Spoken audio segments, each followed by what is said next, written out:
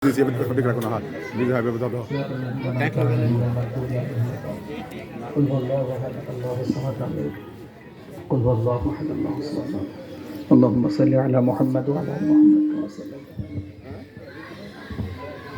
اللهم امين ربنا ظلمنا انفسنا وإن لم تغفر لنا وترحمنا لنكونن من الخاسرين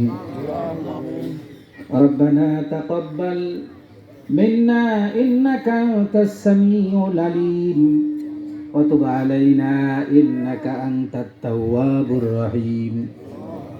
ربنا لا تزغ قلوبنا بعد إذ هديتنا وهب لنا من لدنك رحمة ইন্নাকা আনতাল ওয়াহ্হাব। আয় আল্লাহ তাআলা চেয়ে দেখো আসমানের নিচে জমিনের উপরে আল্লাহ বাংলাদেশের ছোট্ট একটা প্রান্তরে রব্বুল আলামিন ডানে বামে মা বোনেরা আল্লাহ এলাকার মুরব্বী মানুষগুলো নিয়ে আল্লাহ আমি পাপী দুটো হাত এতিমের মতো বাড়িয়ে দিয়েছি। আয় আল্লাহ তাআলা সূরা ফাতিহা ইখলাস দোয়া দরুদ যেগুলো তেলাওয়াত হলো ভুল ভ্রান্তিগুলো ক্ষমা করে দিয়া এর যা হাদিয়া হয় লক্ষ কোটি গুণ বৃদ্ধি করে সোনার মদিনা নবীজির রওজা মদিনায় সবগুলো পৌঁছায় দাও। আল্লাহ তাআলা বাবা আদম থেকে নিয়ে পর্যন্ত তামাম পৃথিবীর মাটির নিচে যত মুমিন মুমিনাত মুসলিমিন মুসলিমাত ঈমান বুকে নিয়ে কবরে ঘুমিয়ে আছে আল্লাহ সকলের কবরের আরওয়ার উপর সবগুলো পৌঁছায় দাও। আল্লাহ তাআলা যার জন্য আজকের আয়োজনটুকু আল্লাহ বেশ কিছুদিন পূর্বেও তিনি জীবিত ছিলেন আল্লাহ অসুস্থ থাকার পরেও আমরা জুমার মসজিদে বারে বারে দোয়া করেছি আল্লাহ তার যেন সুস্থ বানিয়ে আমাদের মাঝে দিয়ে দেয়। ও আল্লাহ পৃথিবী তো থাকার জায়গা না, কেউ পৃথিবীতে থাকে না আল্লাহ 30 ডিসেম্বর হঠাৎ যখন সকাল বেলায় খবর ভেসে এসে আল্লাহ গোটা বাঙালি জাতি কেঁদে কেঁদে হয়রান হয়ে গেল। রব্বুল আলামিন সেই দিন যখন দেখলাম বাংলার পিচ ঝালা রাস্তার উপর দিয়ে লাল সবুজে ঘেরা আল্লাহ ওই গাড়িতে করে বাংলাদেশের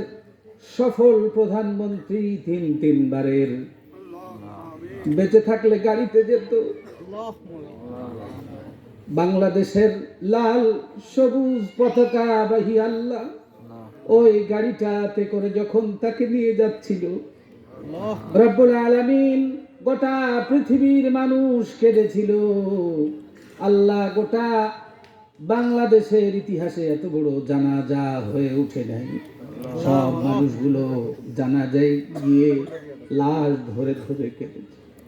আর কোনোদিন আমাদের মাঝে ফিরে আসবে না আল্লাহ সেই দিন দেখেছিলাম আল্লাহ একজন বয়স্ক নেত্রী আল্লাহ বাড়ির সামনে নির্যাতন কারে বলে মনে হয় যুদ্ধ হলেও মনে হয় না বাড়ির সামনে টাক রেখে আল্লাহ বাড়ির বিদ্যুতের লাইনটাও কেটে দিয়েছে আল্লাহ এত কষ্ট করেও তিনি আপোষহীন নেত্রী হিসেবে তামাম পৃথিবীর কাছে পরিচিত। রব্বুল আলামিন আজকে প্রাণ খুলে দোয়া করে দেই আল্লাহ বাংলাদেশে যেভাবে তামাম বিশ্বের কাছে তিনি সম্মানী ছিল আল্লাহ আমাদের যতটুকু কাজ পৃথিবী ছেড়ে কবরে দিয়ে এসেছি আল্লাহ কবরে আল্লাহ তুমি তার কবরটা জান্নাতের টুকরা বানিয়ে দাও। রব্বুল আলামিন আল্লাহ তার কলিজার টুকরা সন্তান তারেক রহমান আমরা দেখেছি বীরের বেশে বাংলাদেশে যখন এসেছে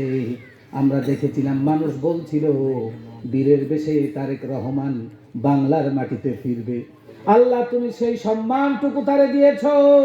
আল্লাহ গোটা বাংলাদেশের ম্যাক্সিমাম মানুষ রাস্তায় দাঁড়িয়ে স্বাগত জানিয়েছে তাকে রব্বুল আলামিন মা নাই আল্লাহ সন্তানকে ধৈর্য ধারণ করার সুযোগ করে দাও আল্লাহ। তার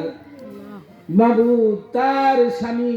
শহীদ প্রেসিডেন্ট জিয়াউর রহমানও চলে গেছে, আল্লাহ তার কবরটা জান্নাতি বানাও আল্লাহ। কোকো সাহেব তিনিও চলে গেছে, আল্লাহ তার কবরটা জান্নাতি বানাও। পরিশেষে রব্বুল আলামিন সারঘাট বাঘার আল্লাহ বঞ্চিত,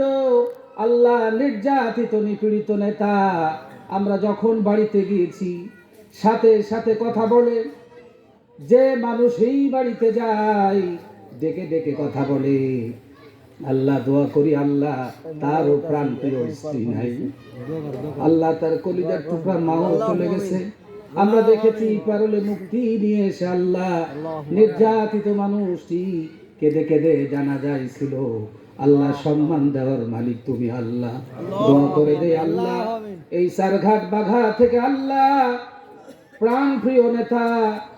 জননেতা আবু সাইদের জন্য আজকে দোয়া করি আল্লাহ গো, তাকে নেতা হিসেবে আমাদের মাঝে কবুল এবং মঞ্জুর করে নাও আল্লাহ। সারঘাট বাঘার জন্য শুধু এমপি না, আমি দোয়া করি আল্লাহ সারঘাট বাঘাতে যেন মন্ত্রী হিসেবে কবুল এবং মঞ্জুর করে নাও। পরিশেষে আল্লাহ আমরাও একদিন চলে যাব, হঠাৎ আজরাইল পাশে দাঁড়িয়ে যাবে, কঠিন মুহূর্তে আল্লাহ জবানটা বন্ধ করে দিও না। কত মানুষকে হারিয়েছি, হঠাৎ আমরাও চলে যাব, আজরাইল এসে গেলে জবানটা বন্ধ করে দিও না। জবানটা চালু রেখে আল্লাহ জবানের পবিত্র কালেমাটুকু জারি করে দিও, লা ইলাহা ইল্লাল্লাহু মুহাম্মাদুর রাসূলুল্লাহ।